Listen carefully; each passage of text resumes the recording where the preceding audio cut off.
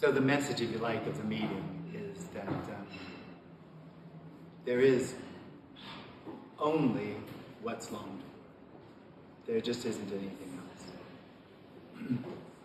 else. So this is the right word. It's life. All there is life. All there is nothing. All there is unconditional love. This is that. That's all there is. There isn't anything but that. And there's an experience that arises in this, which is only that. Of this being an objectified, a reality which is known or separate, a known to me. It's the energy of an individual in the body that seems to know the objectified reality. Now that is life as well. That is unconditional love as well.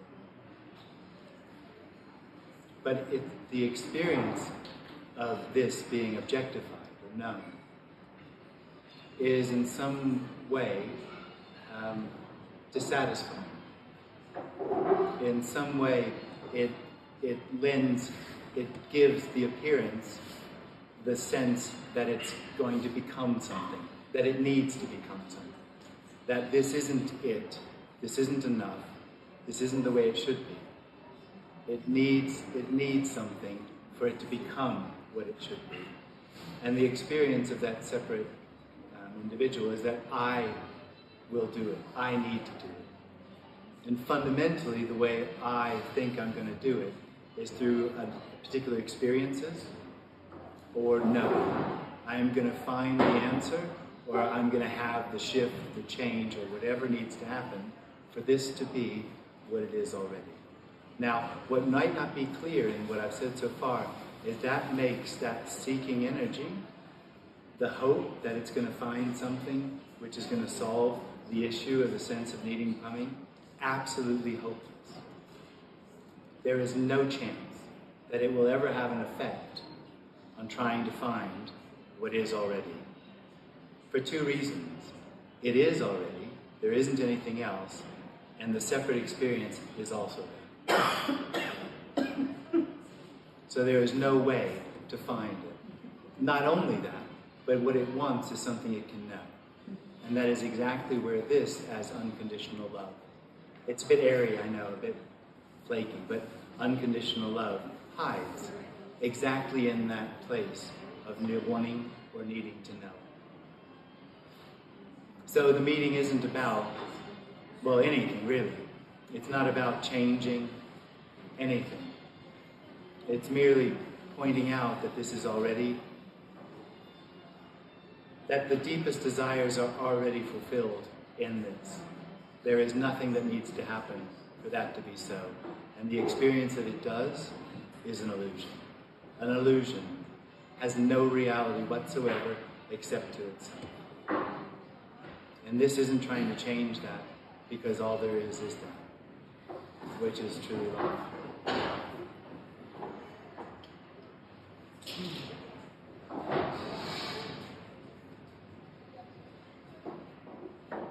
Jim, I've got a question. So, obviously, listening to this message, all kinds of things can go on energetically, like in the body and so on. Then I become fascinated, but that's the me trying to know what's happening, isn't it? Yeah. Well, it doesn't matter. It will always try to know what's happening. But the fascination with the message is only me is fascinated. It wants to work out what's going on so it can work out what it might get. Yeah. Well, fascination sounds more to me like there's something hidden in the message. There's something to find in it. And it is exactly what's being said. The message is exactly what's being said. Yeah, that this is it. It's already what's longed for. And the me can't hear that? No, because it'll objectify what it'll hear longing as an object that it can find. Which is it too. But I know this is the experience of the me, but it feels like there really is something separate to what's happening, which is me, but... Yeah. And that's it too. What? But that doesn't make sense, really, because if everything is... What doesn't make sense? Well, if everything is what's being said... Yeah. Well, everything is what can't be said. Everything is unconditional love. Let's choose that today. Unconditional love. So when the me, or the sense of being separate to what's happening, ends, then there's no sense that there's anything separate from what's happening? Well, there's no longer an individual, and everything is obviously already unconditionally as it is.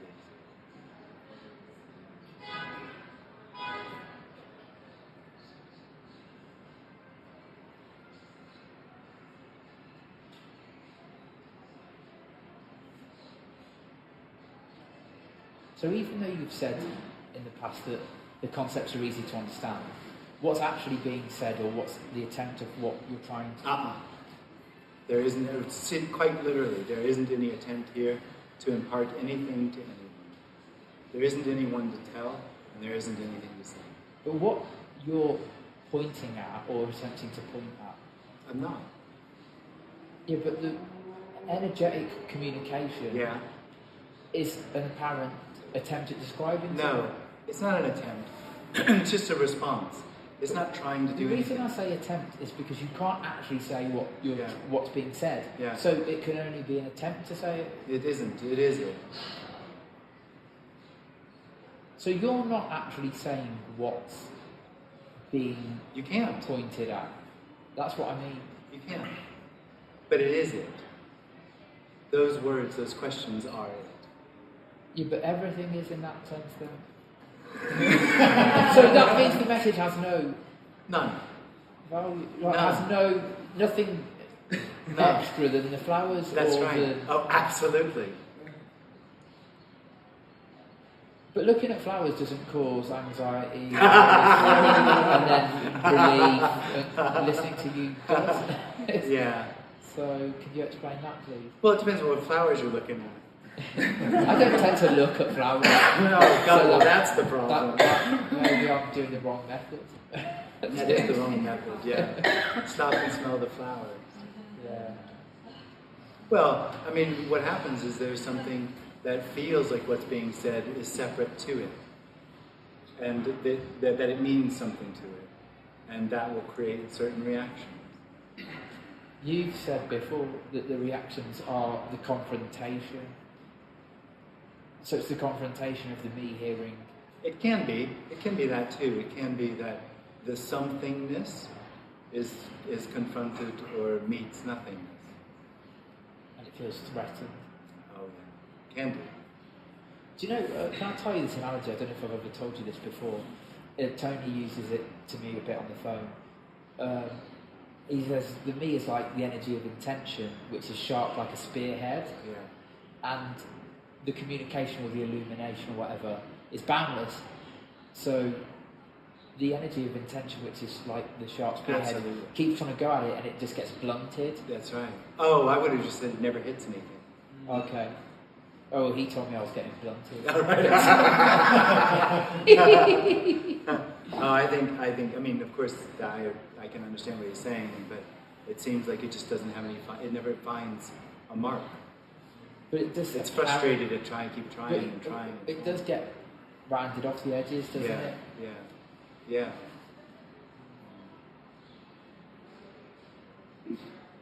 And you got completely rounded? Or there was no spearhead? There was no spearhead. That's right.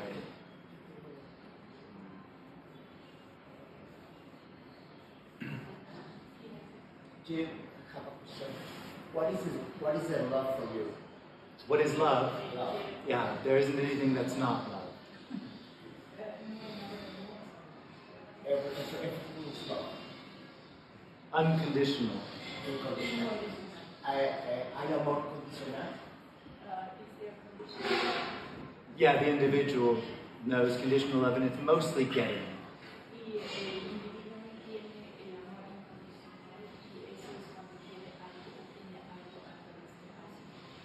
Need and getting. So in a personal relationship, the individual will get together with somebody who they think will give them what they feel they need. And call that love. Yeah.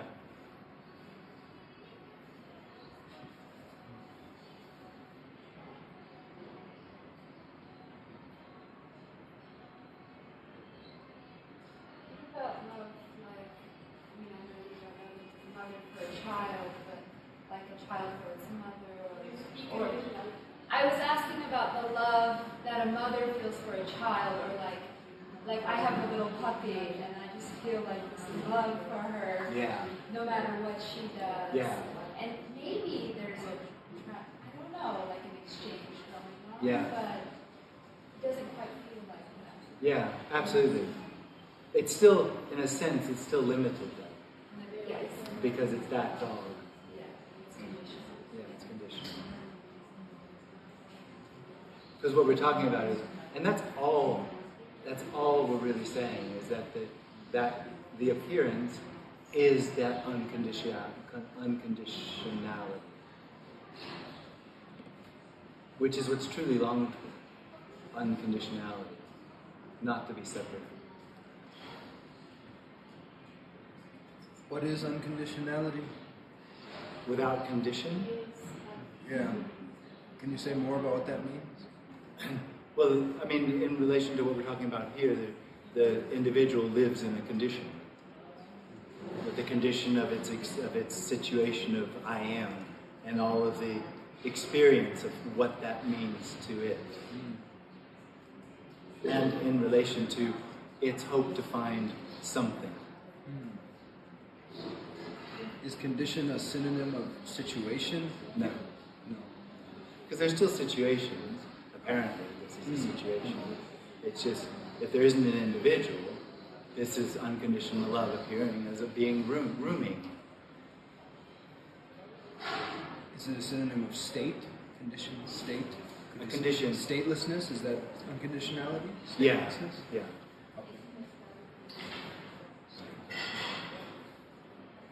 Jim, once when I was talking to you, you said, I mean, obviously you could come up with a million definitions for unconditional love.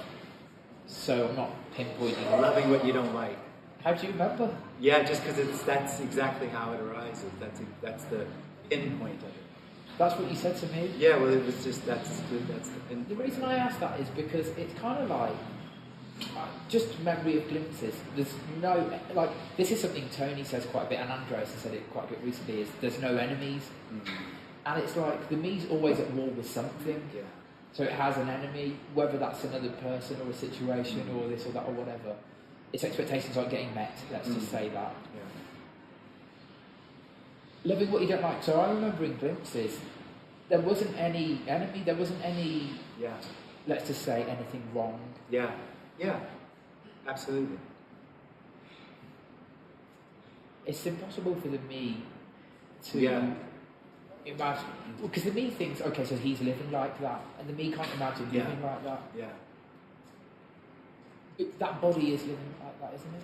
Well, it is that way. Nobody lives unconditionally.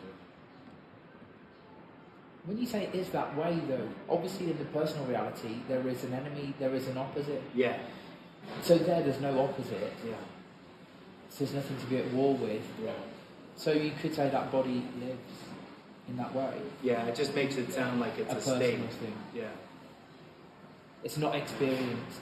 And it also puts it in time in a way that it isn't. And I can't think of it as anything other than an No. experience. Right. Oh, it would be great if I could love what I don't like, because then I wouldn't have all these problems involved.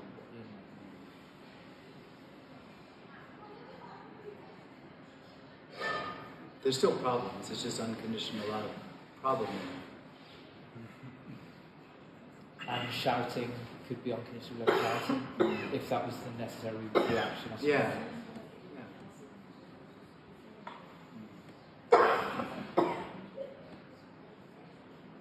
And the problems are loved by no one, even though they're not liked? They're not loved. They are loved. You said unconditional. loving what you don't like. So, Yeah. But it's no one that loves what it doesn't like. Is that Right. Am I special too?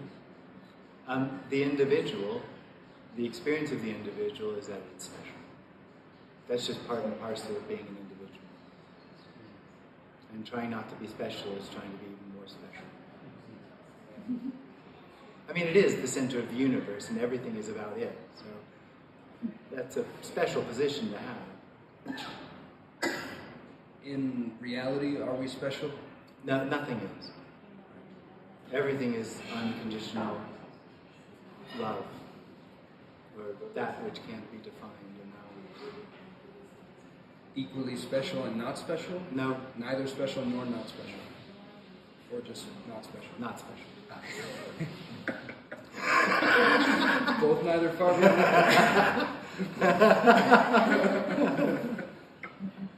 Jim, that need to be special though is different for different me's, isn't it? How intense it is. Oh, probably, yeah. Or do you think all me's have the same strength of that need to be special, No, but some probably. don't? No, show it need to be overtly? special is something different. Okay. That's a personality thing. What I'm talking about is an experience of being special. That I am special. It's the sense that everything is about me. Which it is. For the me, it's all about me. So for every me, there is Yeah. experience of being special. Yeah. But then for different me's, there might be a strong need to be special. That's right. Or That's lesser. something else, yeah. It sounds really painful to have to be the center of the universe all the time. Oh, it I feel is. Like it's It's all about me and in the spotlight. Tiring. Yeah. It's exhausting. It's exhausting. Yeah. You could die of it.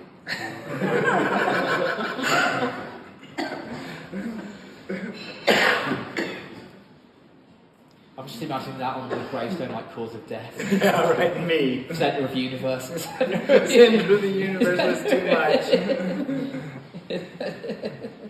So, It seems like, for this part of me, that when it's touched by this message, it cannot go back because it I know. feel not real. No? I know. Yeah. That's true. It's like an expansive energy. Yeah. Yeah.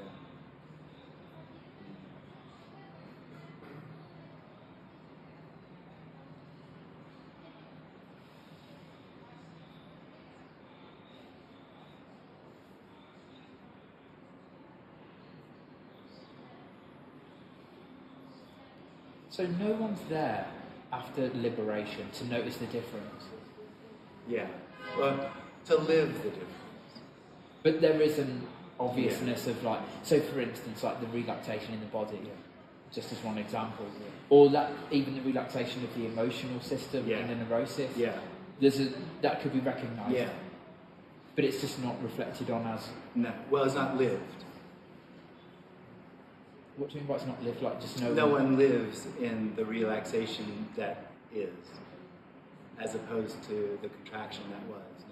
Nobody holds on to that. I know. But when there's a question, was there a tension? Yeah, there was a tension.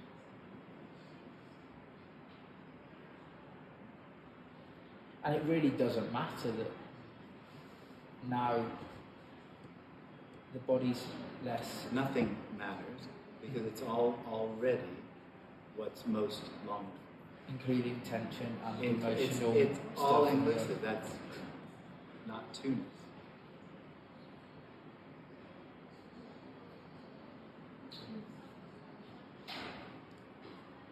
if the lack of tension is noticed, isn't that the same as? Well, it's noticed when it falls away, but it's not lived. That's what we just talked Right. about. I was going to say, isn't that the same as there is a consciousness of the lack of tension? No, there isn't any consciousness that holds on to that or knows it. There's an apparent happening of tension falling away, and no one sees it. It's noticed though, right? You said it's recognized or noticed. What's the difference between recognition, noticing, and consciousness? Oh, consciousness is not making an object of it. It's Okay. somebody knowing what's happening. Okay. Or someone knowing. In your model, right? Consciousness could be made synonymous with noticing. Well, yeah, you could make pizza synonymous with unconditional love. It just isn't quite as clear, it seems to me. Okay.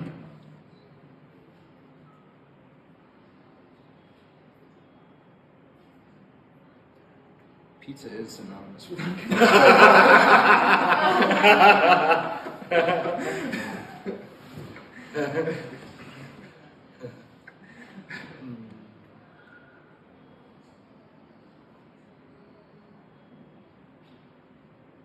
you referring to when you say love? Unconditional love? Yeah. Yeah. Well, yeah, I know the unconditional part, but what are you referring to when you say Oh, we can't separate the two. If you separate the two, you've got personal love, which feels like, helping old ladies and being nice to dogs and, saving whoever, helping, being a good person, getting what you need, that sort of thing is personal love. So could you say unconditional allowance? Or? In a sense, but that gives it sort of an intention to me. Like there's something that could not allow something. Because this has nothing to do with you being able to be this. Because that's all there is. It has it's not in relationship to anything. That's the difficulty for the individual, because everything that happens is in relationship to it. And so it hears what's being said here and tries to relate to it. And you can't relate to it. Because it is everything. Including the effort to relate. So this isn't saying there should or shouldn't be relating. It's just a hopeless task.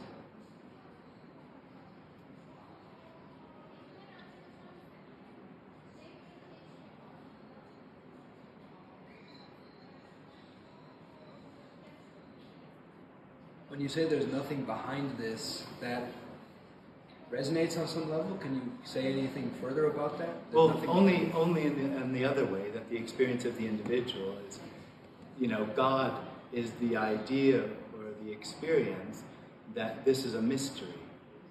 And the solution to the mystery is there's an intelligence or a reality or a source or something behind this, creating this, which sort of satisfies, doesn't fulfill, but satisfies that need for an explanation of what this is. Mm-hmm. And there isn't any explanation for this. And there isn't any need for it.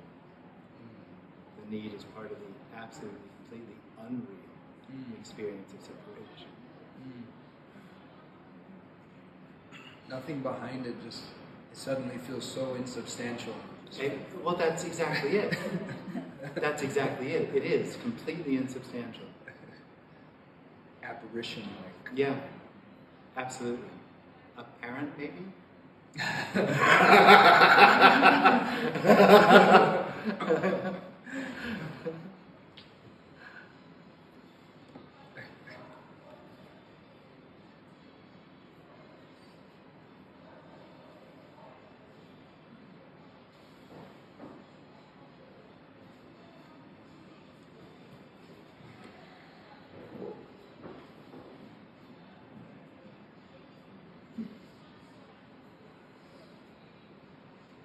You said this could be called God, but that would be misleading probably for most people, since God That's is right. latent in this unity. So basically, even a lot of the non-dual people make God way too solid, but if you were to call this God, you would be saying God is completely insubstantial, completely unpinned down, completely ungraspable, just this apparition. Yeah. All there is God being God. Jim, so when you said problems are unconditional love, for example, so everything's unconditional love, you then wouldn't worry about what might happen. Well, that would be unconditional love. It's not about what happens, it's that everything that does happen is that. Yeah, so what I mean is you might have a concern, if I don't know that this might happen, and then there might be doing something about that. Yeah. But I mean, it's different surely then to the state of tension or anxiety the me lives in. And who cares? Me. Right. Because I'm constantly anticipating what's And going so to go. you're hoping that through asking the question, you'll be able to get closer to what is already, and nothing helps. Nothing's going to help. What the me to find what it... To find this. What's wrong with the me wants is just something more. A better experience, something else. Less worry would be nice. Like an answer of what it's like. As if it were like anything. It's like everything, obviously. Yeah, but it's different. You hope. No, it is. It is different. You hope. No, because it is different. Yeah. Well, when you say it's different, what you do is you make it special, just like you make me special. Even if it's not like dramatically special, it's, Oh, just a little special. it's slightly better. Yeah. Yeah. Do we agree? No. No, that would require somebody to know. Because that's what the me is looking for, to know that it's better. And he must know because he's there already. I'm sitting in front of the moon making the big dash.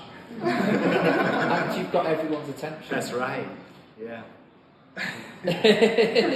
Maybe that's why I envy you, because I want everyone's attention. I think you might be very close there.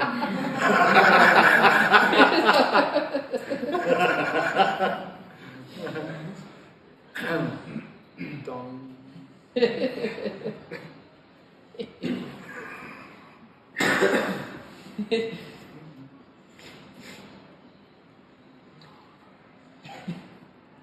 We say in a way that the me is always 1 second late. No. In a way. No. It's got nothing to do with time. But I mean, like as you said a second ago, like when William asked, like you're asking, hoping that you're gonna get closer to what already is. Yeah. This is already without your permission or your. But it is the question as well.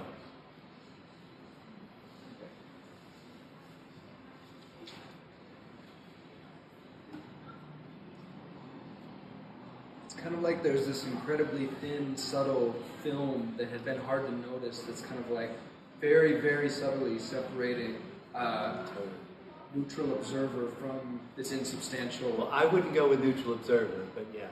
Okay. Well, yeah, that's what the me tells itself it is or whatever. Well, but you're right on with the thin film. Yeah. So there's a wanting to just rip the film off, but I can't do that. Yeah. No. You are the film.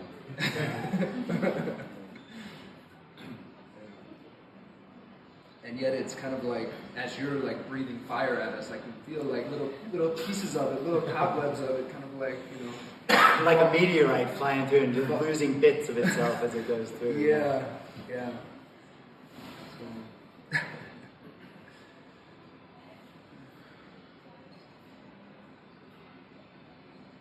So, Jim, has anyone spoken to you in the meetings as if he already got the message? Yes. Yeah. But nobody from you, right? Not. Oh, I misunderstood you. No, there are people that claim to have gotten it. But you don't think they have? Sometimes yeah, and sometimes no. Okay. But you don't really know. You can't really tell. Okay. It does seem like some things wouldn't be said if there wasn't anyone there, but you don't really know.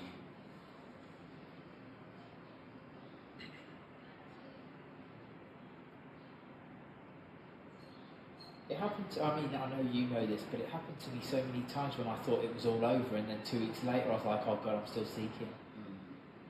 And I think that's quite common, isn't it? Because you said it happened to you quite a bit. Oh yeah, that's true, yeah. You kept thinking, oh, it's all over now. Yeah. And then, oh shit, I'm still here. Kind of. Yeah, I think that's quite common. yeah, probably.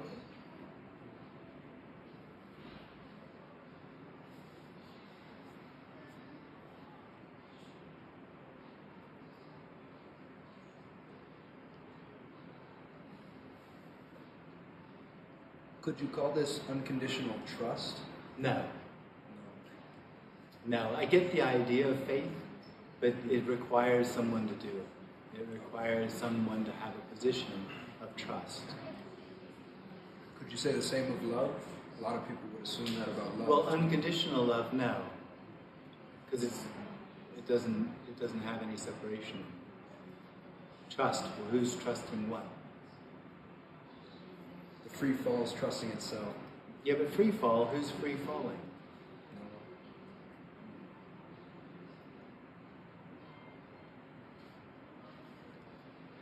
Is trust good advice for the individual?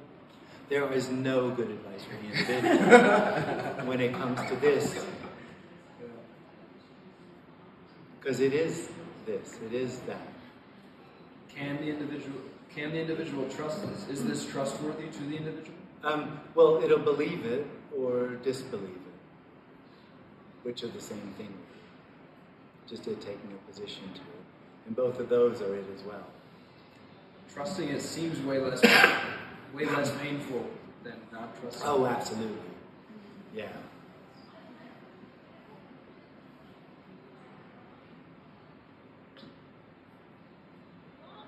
So there are like some situations in which like the need seems to intensify.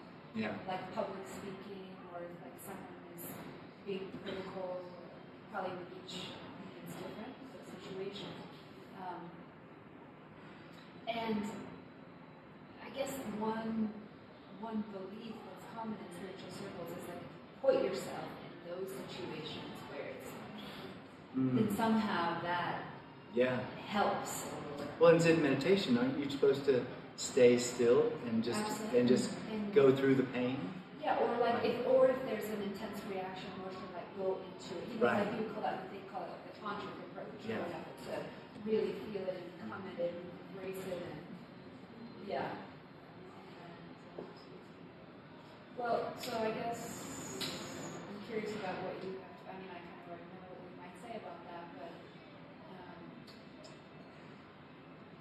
but also is like there's some doubt about like is that even true that you like wouldn't be afraid of public speaking or you wouldn't have fears if the me is completely seen through? Yeah. There's no way to say what the character is when there's no me. What's left, right? There's still a character, a tendency, a natural way of the body. There's no way of saying what that is. But there isn't any self-conscious. Just Whatever happens. hearing. Fear can still arise? Depends on what you mean by fear. So all fear is the fear of death, or the fear of loss. That's what the me fears. But if a bear walks through your garden, there might be a visceral reaction or response that's like, oh, he could eat me. Yeah.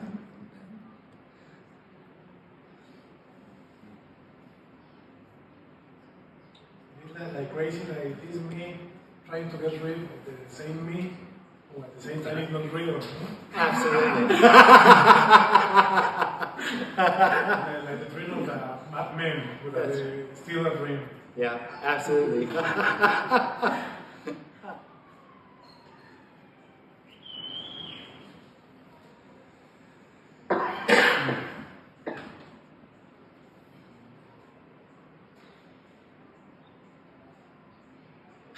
Jim, I mean, this might be obvious if there's a me, but I still feel like liberation is about a particular state. Yeah. And would you say it's the end of the need to be in a particular state? Absolutely. Because today you're laughing a lot, Yeah. and I'm thinking, oh, that's what I've got to look forward to Yeah. when I'm liberated. Oh, totally. It's just bliss and I've been happiness laughing all the and time. rainbows and. But you weren't laughing as much the previous days. Oh, right. I mean, you're still laughing, but today you're in an exceptionally good mood, it Yeah. seems. So what I'm saying is, but It's coffee. that's my problem. I don't drink any coffee. Well, there you go. Now you know. Is it particularly the coffee here in Mexico? It is. Actually, I really do have good coffee. No, I would expect so. Yeah. Depends on where you go. Oh, probably. Yeah. But what I was going to say is, there's no dependence there on in being in a particular state. Well, there's not any. Not that there's not any dependence, but there isn't anyone to know. There's just what is. That's the same there. There's just something there that says it knows. Well, if there is, I don't know. But for the me, there's someone that knows the way it is. But I'm always waiting to be in the right mood, and when I'm then in the That's right the mood, knowing of what it is. Yeah.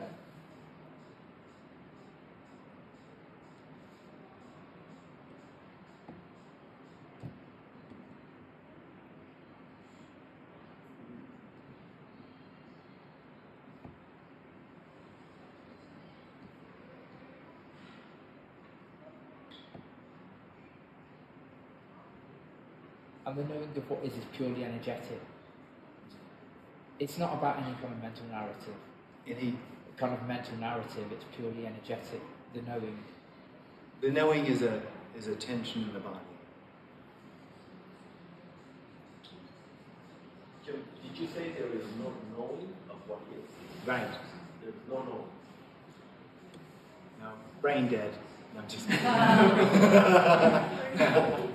no, there's no one holding on to what is as an experience of knowing what it is.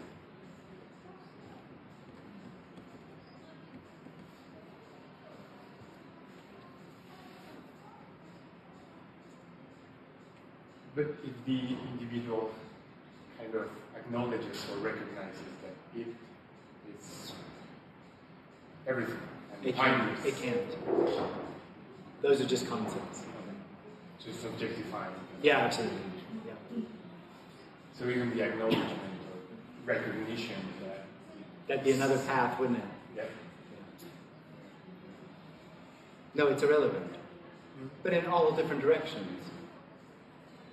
So it's just irrelevant. It just does what it does. It's just a me that objectifies. That's unconditional love, being a me that objectifies. And sensing that unconditional love is something that it could find. Claiming. Yeah. Finding. Yeah. Yeah, that happens. Yeah, of course. Yeah.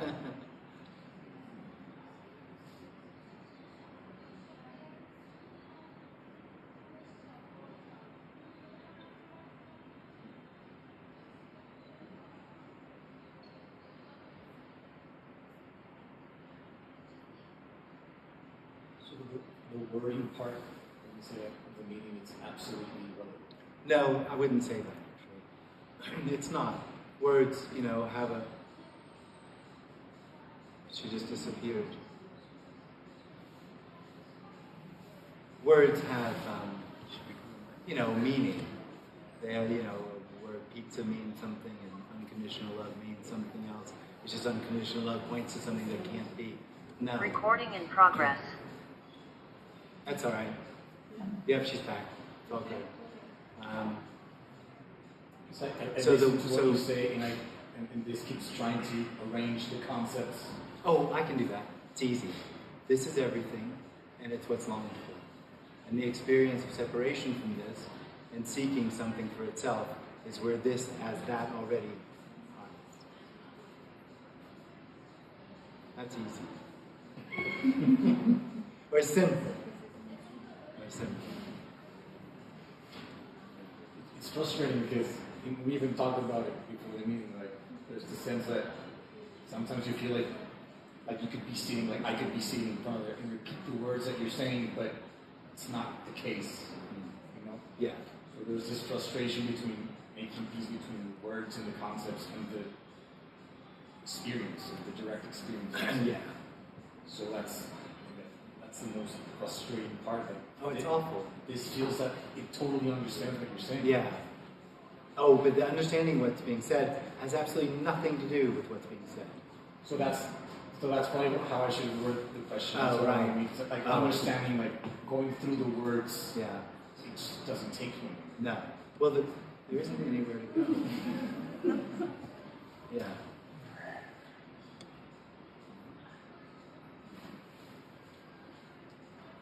But the words are pulling you out of that kind of notion that you're trapped with. Well, the words might, and that would be understanding. Understanding can have a certain effect. But really it sounds woo-woo, I'm sorry. But really what's happening here has nothing to do with words. It has much more with what we were talking about before. That there's really nothing speaking, and that has something that might be heard, which isn't limited to understanding.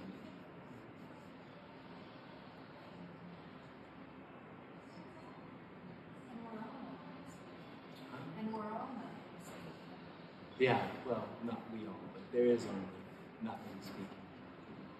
Well, and flowering and tabling and flooring and spacing and hand waving, and it's all that. Being that.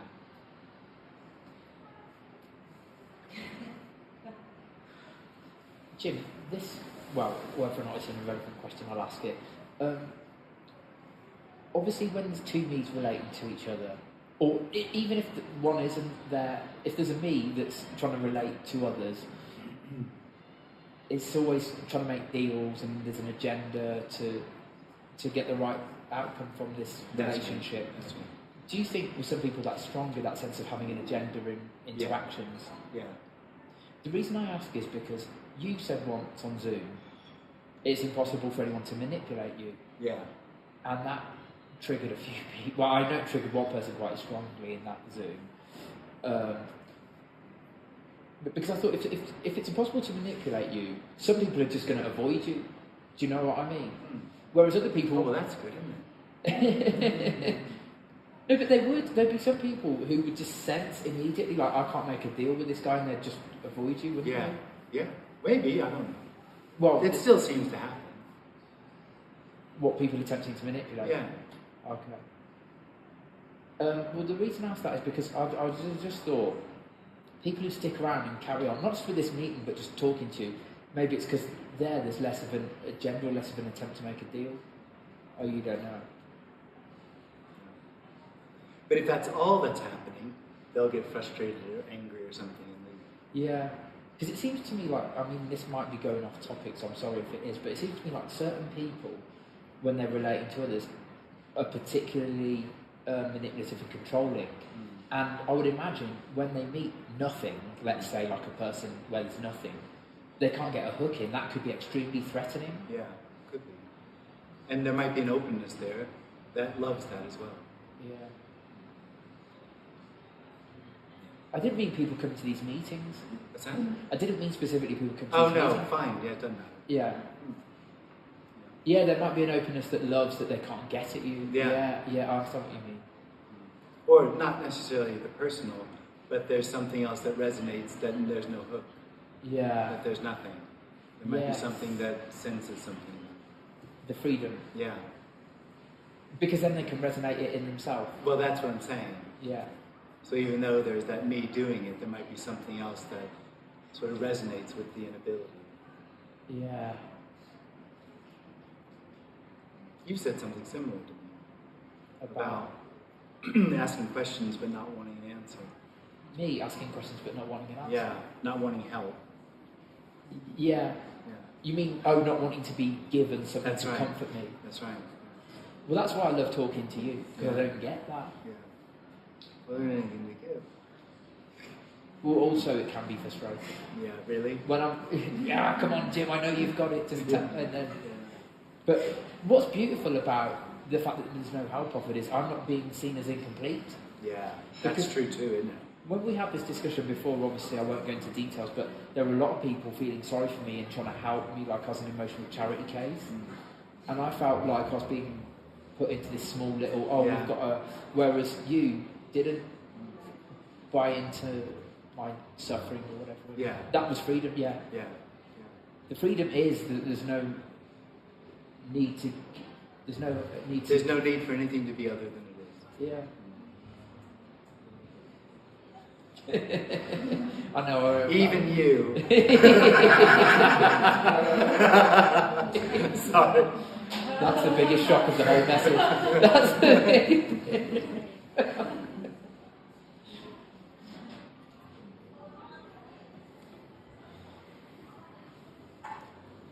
Jim, las relaciones en la familia son dinámicas entre los miembros o no hay nadie ahí. The family relationships are dynamics in between all of them, or there is nobody there? There's nobody. There's no hay one. nadie. Yeah. No hay relación. No. There's just what is. There's no relation. There's just what is. Solo lo que amor incondicional. Unconditional. Yeah. Eh, But no, las- not for anyone. Pero no para nada. Ni para uno mismo. No hay un...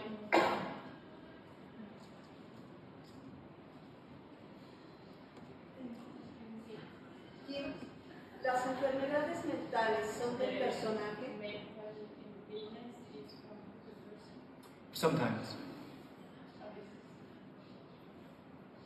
¿Qué veces? Well, specifically neuroticism. Because that's an interaction from the emotions in the individual that feels that there's a right and a wrong way to be, and so some emotions are rejected and get a lot of energy.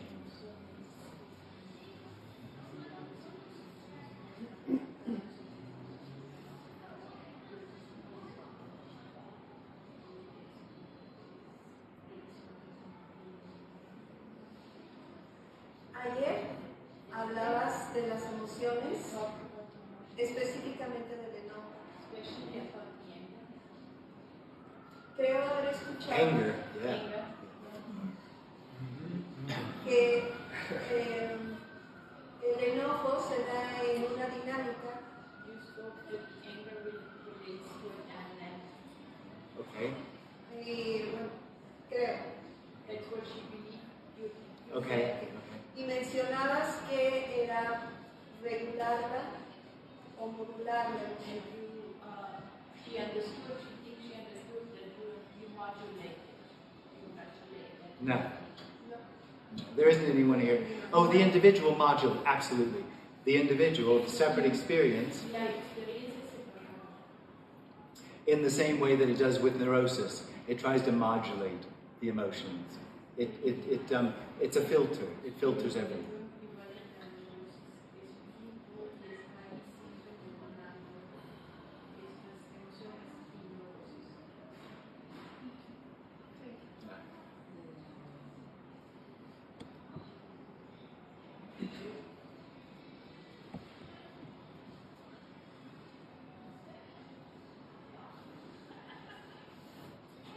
Is there compassion felt over there for all these suffering apparent me's? This isn't mine, but it's absolutely true. This is compassion. Okay. Yeah, I'm kind of like sensing this suffering me. Yeah. Sorry. That's okay. I'll just wait a moment. Yeah. Sensing this suffering me, and it just feels so contorted. It feels Yeah. almost like it's in like a fetal position. Yeah. Just like it's been knotted for decades. And Yeah, it's it just is. like- It is not. It's just torture. You know, it's like a tortured mental hospital patient, like limping along inside of me. So I have spoken about it like a straitjacket. The me is a straitjacket, trying to control everything. It's really tight. You know, it's really tight. It's like this and that. It has to be a certain way. It has to be the way I want it. I just feel for it. You know, it's like a wounded child, a wounded, confused child. You could say it. That's what it seems like.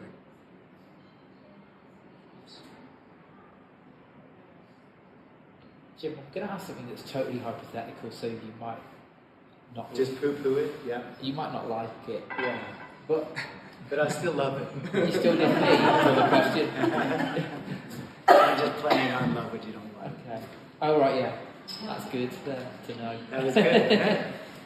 If you still had a sense of a me, and you were doing these meetings, and you had an intention Yeah. to help us, Yeah.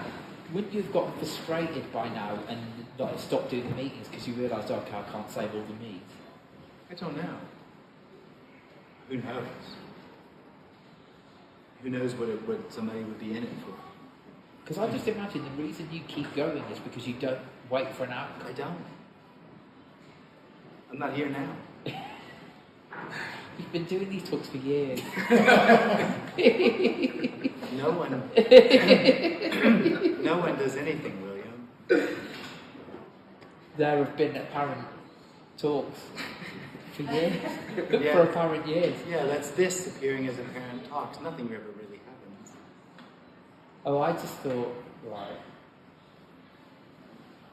I just thought you'd be very patient when there wasn't a me. because you Yeah. don't have Oh, in that case, yeah, that's true. I'm very patient, loving. I didn't know we were going that way. Yeah. As long as it's good about me. No, there isn't anybody doing it. So we could just stop. This could be your last talk ever. Yeah. do you still answer the phone?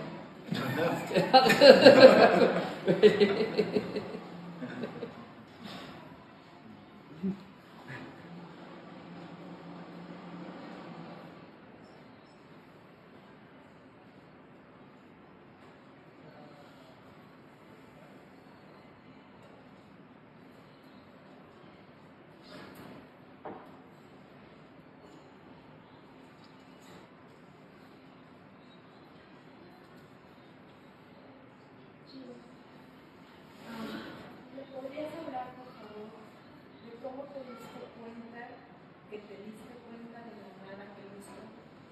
Can you talk about how you became aware of that there's nobody there and nobody aware of there is nobody? Right. So how did I become aware of there being nobody here and of being aware of nobody? I'm not. There isn't any awareness.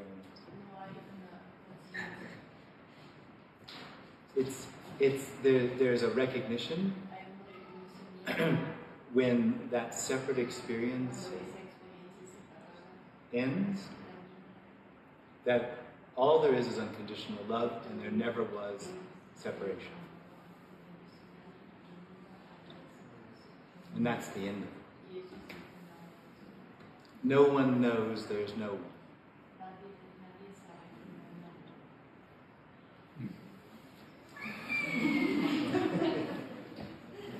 Jim, I was just thinking, it's so hard to believe that you're dead when the body is so smiling and animated. Yeah. But then I thought maybe that's I'll come why. in depressed tomorrow. No, but then I thought maybe that's why the body is smiling and animated, because it hasn't got anything to. Well, you just can't help. I mean, this isn't an attack, but you just can't help try to figure out how it is, what's right, the way to be, what it means for there to be no one,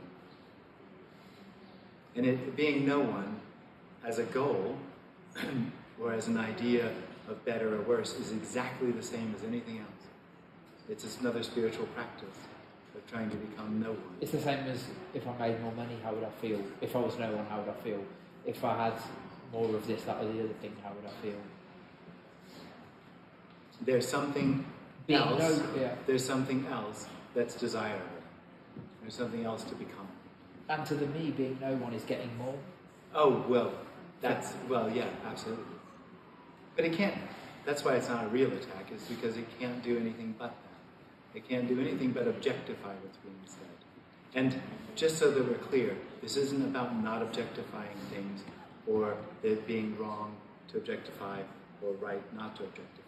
It is all already that. It's just that way. Jim, I was So it thinking makes about no this morning in the hotel when I was getting ready. With you, Andreas and Tony, even though you don't agree with everything I say, I never feel like you've ever made me wrong. Mm. Well, there isn't anything wrong. No, but there are, I don't want to go down this route again, but there are speakers who would make you wrong. Oh, okay. Yeah. But I've just never felt that with you. Yeah.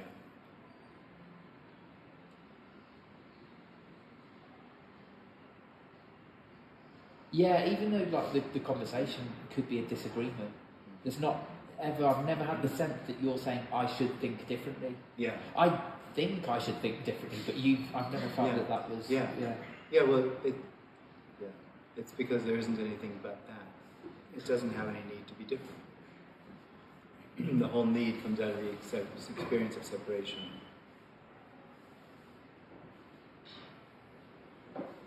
Illusory, unreal experience of separation. It's the only thing that's completely unreal.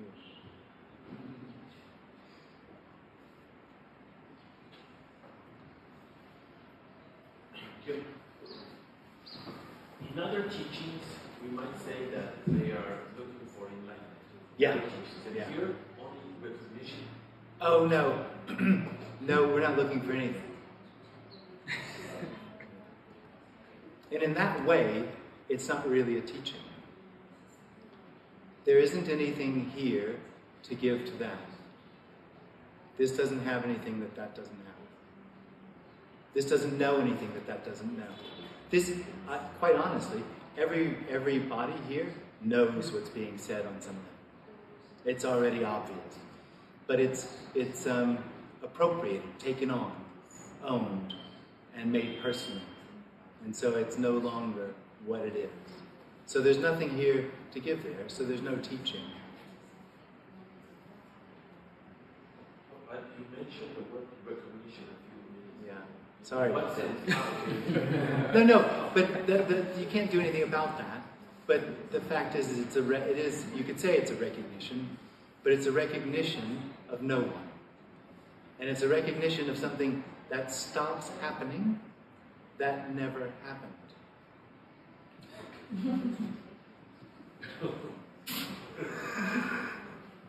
When you say it's a recognition it never happened, there's still a memory of seeking, though. Yeah, oh yeah. So it did apparently happen. Oh yeah. But there never was separation. Oh. There never is separation. But there was a memory of feeling like a person. Oh yeah. But Well, that's not so easy to get a hold of. But of seeking, yeah, of trying. You can't remember feeling like a person. No, I don't know what that's like. I could tell you very what it's like. You do all the time, actually.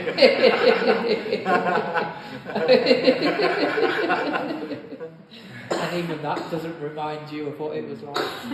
So yeah, it was really never there. No, it isn't there.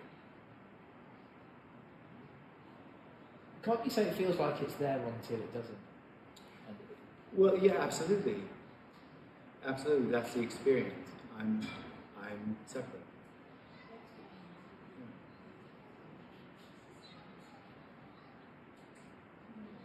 So that separate experience seemingly happened over there, and all the while it was nothing other than this unconditional love. So it's more like the implications of the seeming are the illusion. Like the in the seeming experience of separation, there's this explosive implication of No, it's the actual. No, it's not the implications. It's the fundamental experience of I know. Which isn't. It's even more fun. It's actually knowing. This is just technicalities, but knowing happens before I know. So it's just the sense of knowing.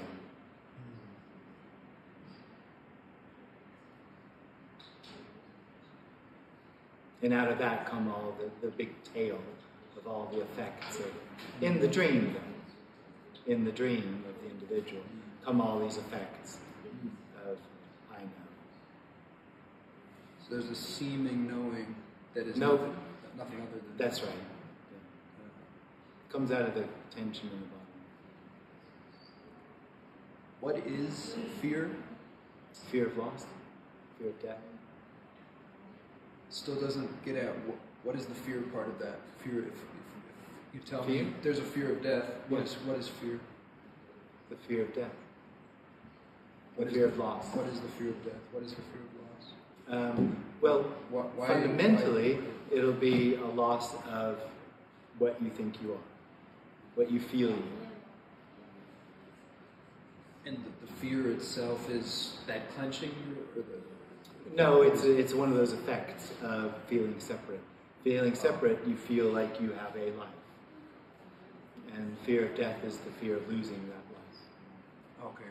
So fear is an emotion that can emanate from the clenching? Yeah. Okay.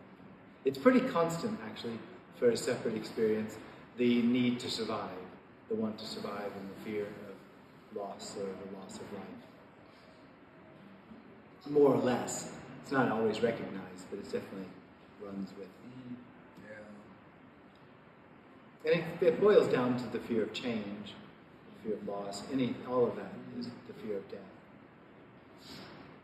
Fear of running out of money. Yeah. In those near-death experiences, so-called, people might claim that they just go back and forth very quickly from separation back to it. Yeah. Is that just made up? Who knows? Are they fooling themselves? If they go back and forth, that's made up. Because this isn't something that goes. There isn't anyone that goes back and forth. There is no one that's non-dual. There's no individual that's non-dual. Because on the topic of fear, they seem to let go of fear after that. near that Yeah. experience. Yeah. And there's, again, for a lack of words, recognition or acknowledgement that it is, right? I don't know what that means. That all there is unconditional love? Yeah. Oh, right. Yeah. So that unconditional love, that sense or acknowledgement that happened during that near-death experience, let's go with fear. Yeah. Well, it doesn't let go of fear. There's nothing to fear. Fear arises with the individuals. You know, the fear we're talking about, fear of death and loss, arises with the individual's sense that I have life, I am alive, and I could die. But just so we're clear, there's nothing special about the end of a meal. Yeah. There's no reason for it to happen or not to happen. There's not an accomplishment or something to wave a banner about. It's not really worth talking about. So why not? Why couldn't everybody walk down the street and just fall away? Why not?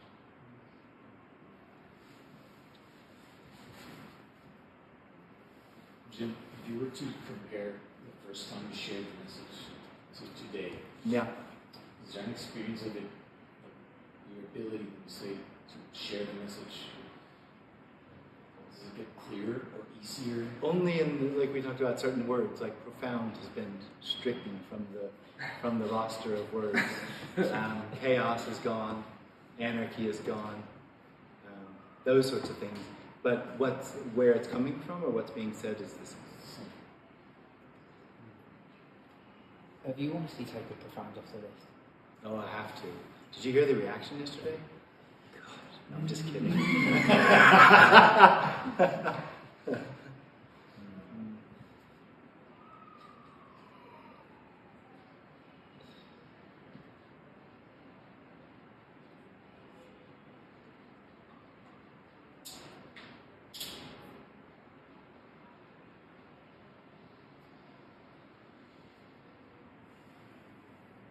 So when you said obviously like the end of me isn't something you wave a banner around about, whereas obviously for me it feels like it would be the most amazing thing you'd want to tell everyone and do cartwheels in the street and backflips and all of that.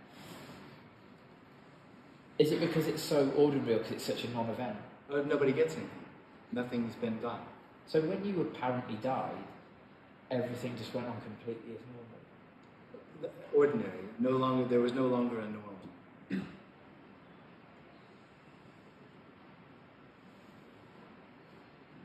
Normal is what me tries to be. To fit in and be acceptable, the straitjacket.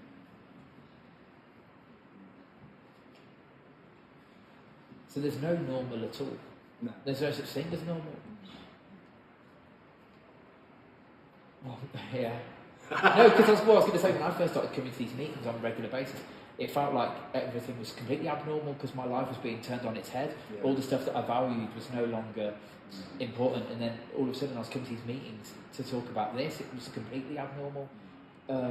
Now this feels totally normal, but that's just all a concept. Yeah. Well, you've got used to it. Yeah. No, but I mean, when there's no one, there's no normal. That's right. It doesn't matter if you're sat here talking about this, or waiting for an aeroplane, really? or ordering food. Really?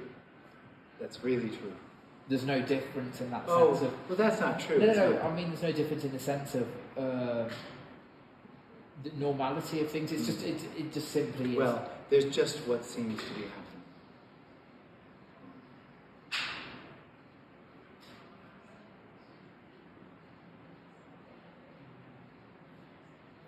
And there's no comparison in that sense. That's not true. There's comparison. So you could be waiting at an airport board thinking I preferred it when I was sat in that meeting? Not like that. But sushi. Comparison. But there isn't anyone being bored. There's just boredom, if there is.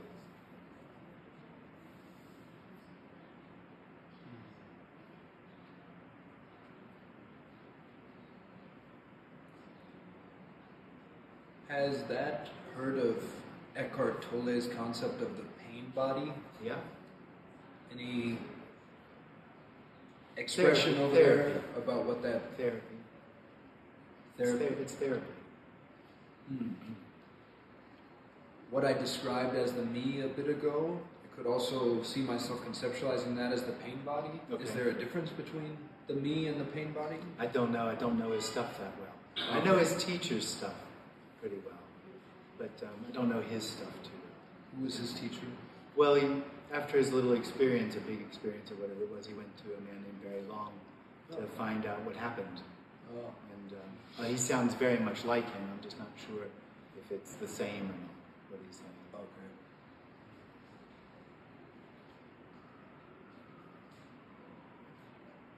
But that sort of teaching has has a consciousness or an I amness that can separate from the pain body or whatever as a goal. Maybe a way of saying it is that the core of the me is just that knot, that clenching, and the pain body is like The core of the me is knowing. Oh, okay. The core of the me is but the knowing arises out of the clenching. And there's nothing right or wrong with emotions. This isn't about feeling them. Right. Now, the individual, the separate experience, has effects on the emotions through its modulation of them in thoughts. But this isn't taking that step to try to unmodulate or to rid one of the pain body. It really is just saying that all of that is unconditional love. And unconditional love is what's longed for. Could there still be traumas or a pain body over there? Pain body. Don't know. I don't know what the pain body is. There's still emotions. How about traumas? Traumas. There's conditioning. Don't know about trauma. But definitely this is conditioned. Can that be triggered in any circumstance? Don't know. Let's try. No, probably. That said that a bear could trigger it, but that would be more biological than that seems more trauma likely. Response. Yeah. See, there isn't anything anymore that those things happen to. So they happen, whatever they are, triggering or whatever, but it doesn't happen to anyone. So it just happens. And if there's a response out of that, that's what happens.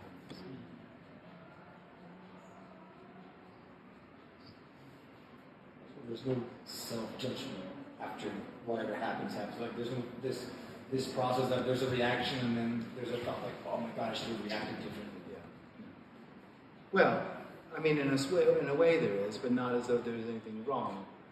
But there are sometimes that conversations here will come up and there might be a thought of, oh, that might have been a better way to say that. Or, profundity is now out of the thing. So that sort of thing happens. But there isn't anyone that feels that they did it wrong or it should have been done differently. But there's still, functioning of, if you're driving down the road, it might be better to go this way than that way. Just a functionality.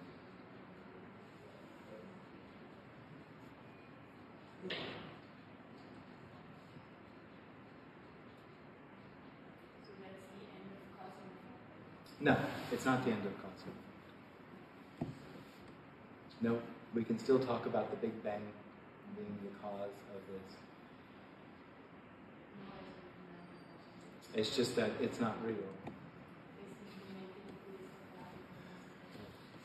It's this appearing as the idea of the Big Bang causing this.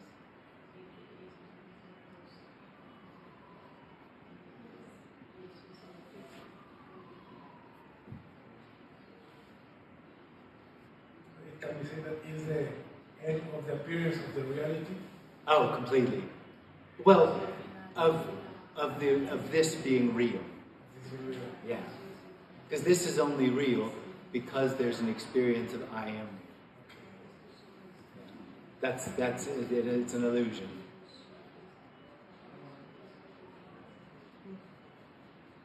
But would an illusion also be this quote that I read once and I liked it? It says, "The absolute does nothing, but leaves nothing undone.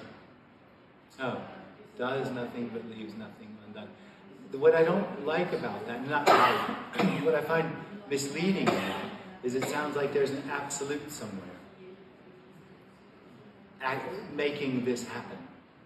And what's obvious is this is the absolute. It's already done. It's already all done. There is absolutely nothing that could be undone or needs to be done for this to be done. It's done. It's complete.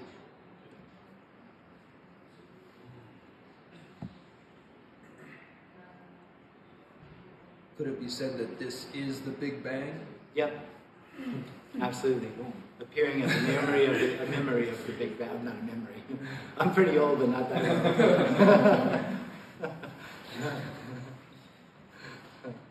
Still exploding. What's that? But the Big Bang is still exploding. Yeah. Well, it just is. Boom. Boom. This is completely new. It's absolutely fresh. Never happened. Well, it seems to happen. It seems to happen. This seems to happen. But it is that unspeakable happening, seeming to happen.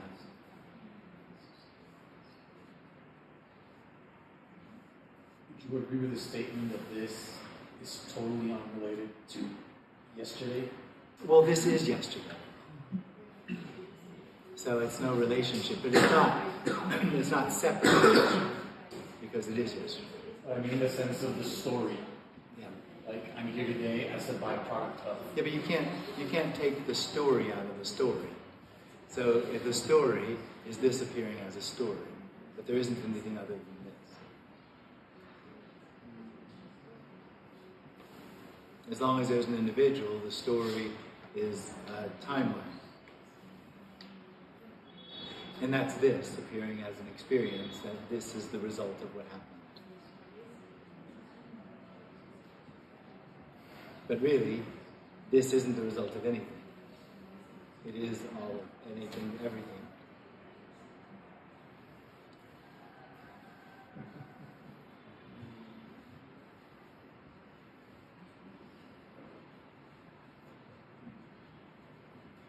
Jim, lo que aparece y desaparece tiene propósito. No. Nothing has purpose. Ni la vida. Nada.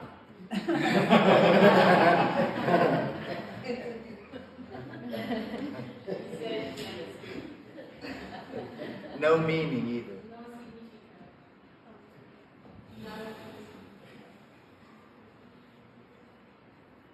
Only nada.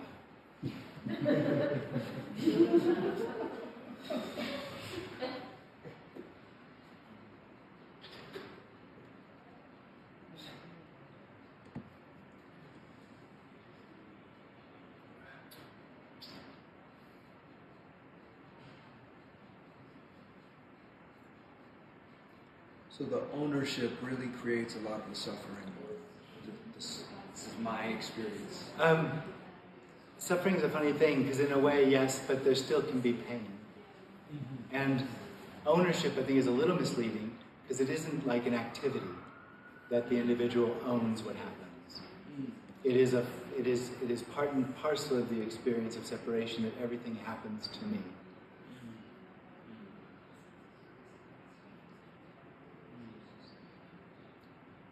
Because I was just thinking, like, if that tortured mental hospital patient, if there wasn't something in me owning that as that's me, or I have to worry about that, or that's part of me, I have to be concerned about that, then it would just be, it wouldn't feel the same way. Yeah. Well, it would feel the same way, but it wouldn't have a story. The story seems to add a weight or like a stench to it. Stench. Yeah. So we can say that the pain corresponds to the body and the suffering to the individual. What do you mean by suffering? So for me, suffering is seeking. that belongs to the individual. Yes, suffering. If we say seeking is suffering, then it belongs to the individual. Because I was thinking, well, if the body feels pain, Yeah. it could, well, if it suffers, then it's because it's the eye. No. Well, see, it's all a little. So the body can feel pain and physical pain and emotional pain. All of that can arise. It's just that there's an individual. It has a story. It's no longer what it is. It has a story of me. Seeking. The story is an experience of seeking, an explanation of the pain or the sensation. And that can be suffering, but pain can still arise. Emotional pain can still arise. Emotional pain. Yeah. And physical pain as well. Jim, so you know, like when the apparent me collapses, all belief collapses as well. Yeah. Why do beliefs arise with the me? Because it doesn't know. There's a lot that it doesn't know, and it plugs those holes with belief. Because if it knew, it wouldn't have to believe. So it fluffs out its story of what this is about with beliefs.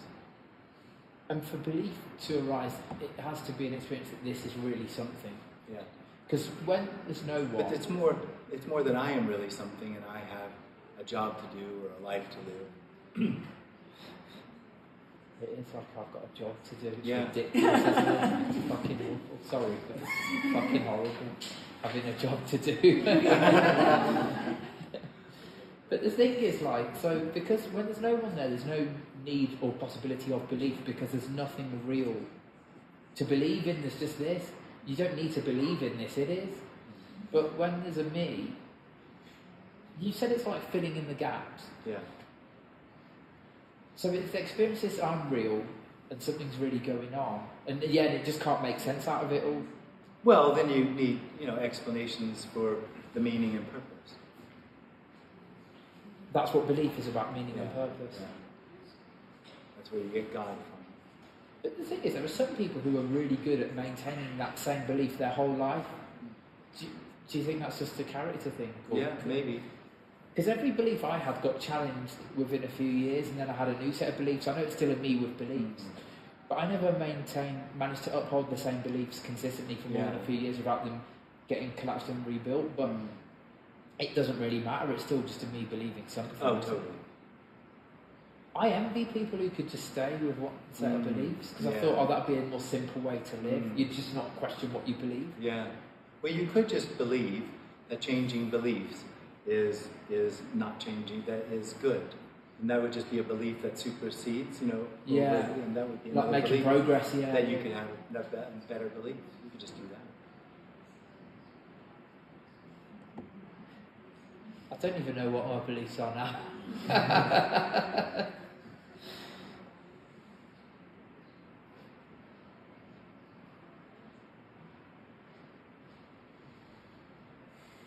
So that mental hospital patient, that's not me, because there is no me, according to. Well, the belief, you might say, I don't know exactly, but just to give an answer, might be what it's about. Or that it's right or wrong. I don't understand. Well, there's a sensation in the body, right?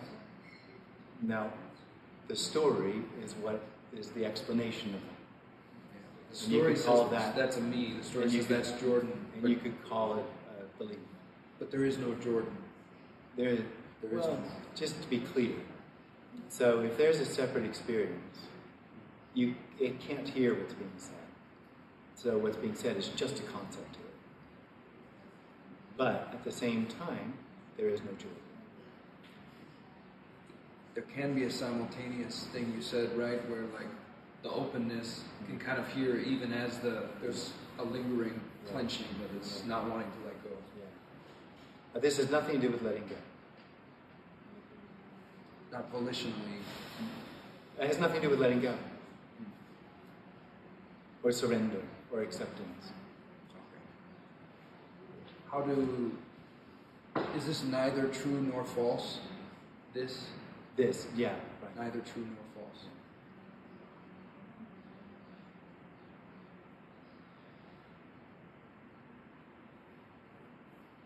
The body has a natural memory that has nothing to do with the history of me.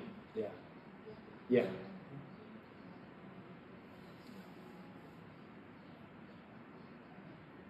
And the brain has a memory. It has memory. That has nothing to do with it. That's natural. It's just. People be saying.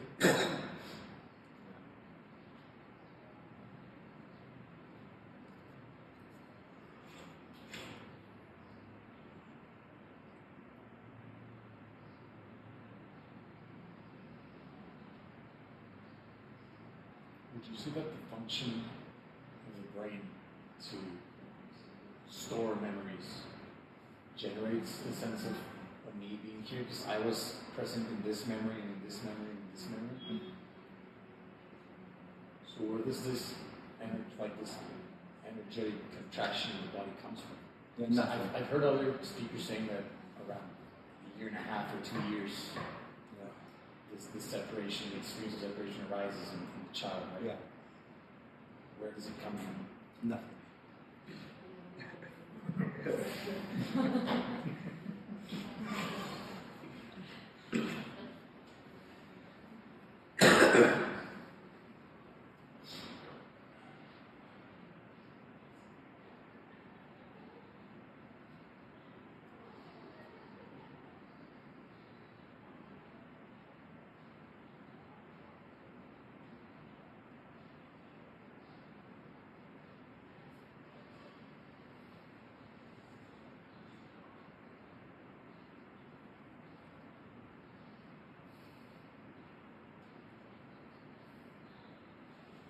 There's another teacher I've heard say a certain quote that I have a feeling you will dismantle.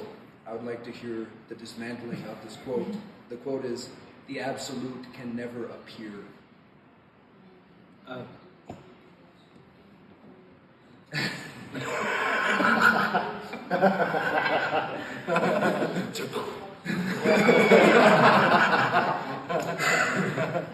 was actually at a retreat with this guy and I asked, so is this not the absolute right now? And he was like, no.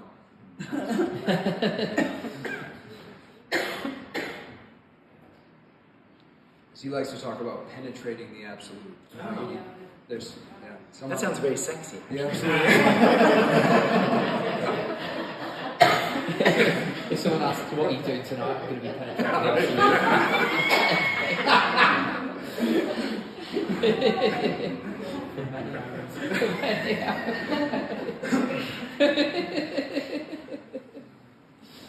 the absolute has already penetrated itself from every angle. Well, there's nothing to penetrate. It's just smoke, tears, air. You have to be careful who you listen to.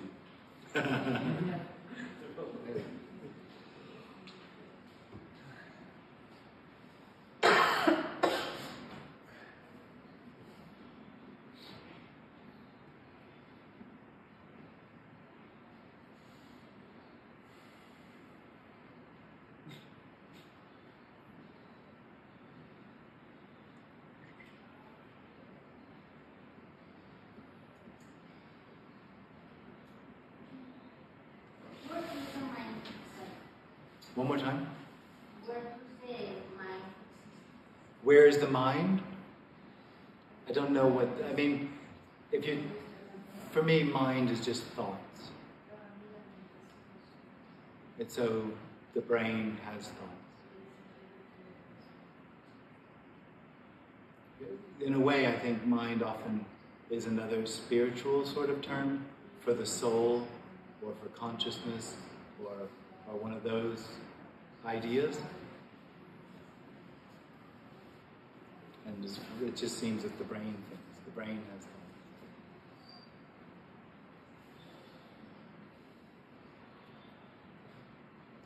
Is this intelligence? I mean, in a way, it seems to function, it seems to happen, but there isn't anything intelligent happening to it, or there's not intelligence informing it. Is there an intrinsic intelligence? I guess you could call it intelligence, that this is what it is, I guess. It sounds to me like it's a complication to put intelligence on this. It's a dangerous word, but it's absolutely pure. It's empty and purely what it is for absolutely no reason. So there's nothing to add, no reason to add on intelligence to it.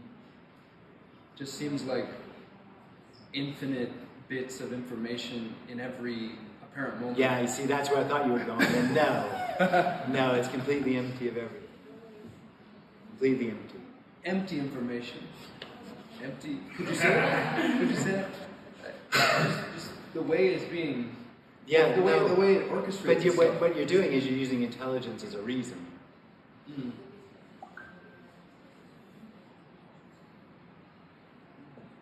And it's the freedom that it is completely void of need of reason.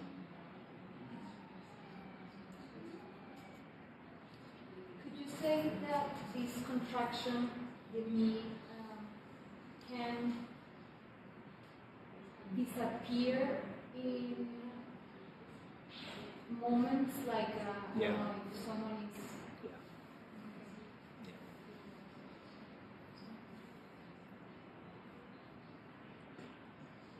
Would that be like the flow state? You know how artists Yeah. sometimes say like the guitar is playing itself. Yeah.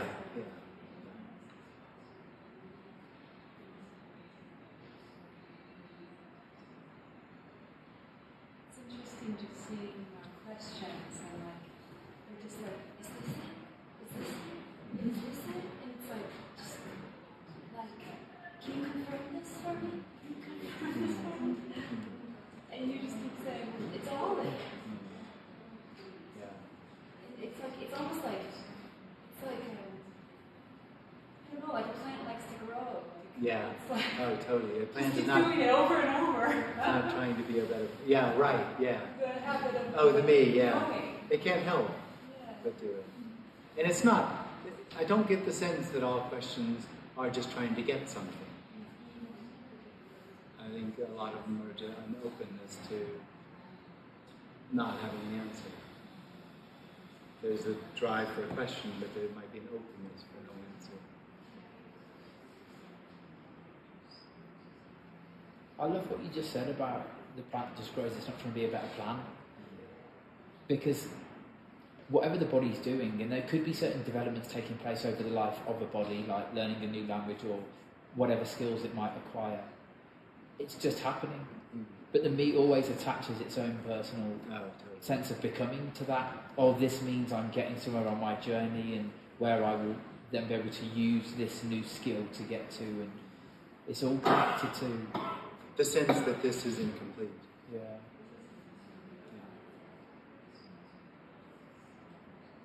Whereas a seed is perfect, well, there's not anything in there being content, but the seed is perfectly content being a seed.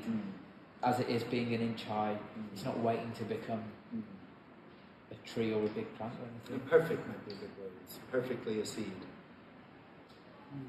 As a wilting plant is perfectly a wilting plant.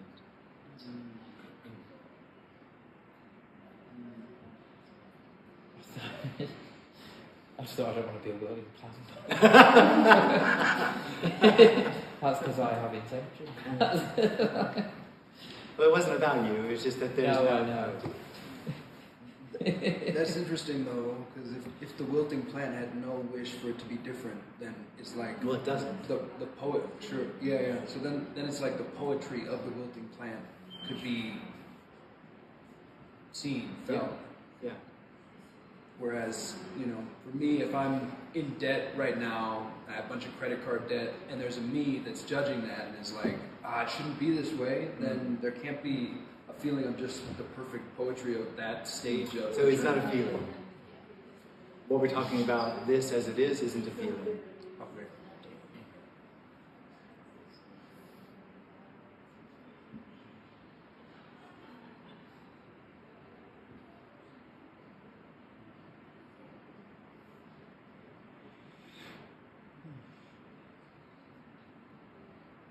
It's poetic, though.